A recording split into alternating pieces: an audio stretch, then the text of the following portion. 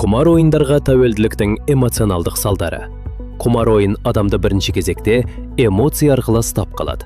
Басында ол қуаныш, үміт, қызығушылық, адреналин сияқты сезім береді. Бірақ уақыт өте келе, осының бәрі кері бақытқа бұрылады. Адамда мазасыздық күшейеді, ұтылған сайын ашуы көбейеді, өзін кінәлау басталады, ішкі қысым артады. Ресми түсіндіру материалдарында құмар ойындарға тәуелділіктің салдары ретінде депрессия, мазасыздық, ұйқы проблемалары, психоэмоциялық бұзылыстар және әлеуметтік қиындықтар аталады. Бұл өте маңызды белгі. Өйткені көп жағдайда адам алдымен ақшадан емес, ішкі тыныштығынан айырылады. Мысалы, 24 жастағы Айсұлу алғашында ставканы тек қызық үшін қойып жүрді. Бірнеше рет ұтылған соң, ол өзін кінәлай бастады. Бірақ тоқтамады. Себебі ішіндегі ауыр сезімді басудың бір жолы ретінде тағы да ойынға кіретін болды.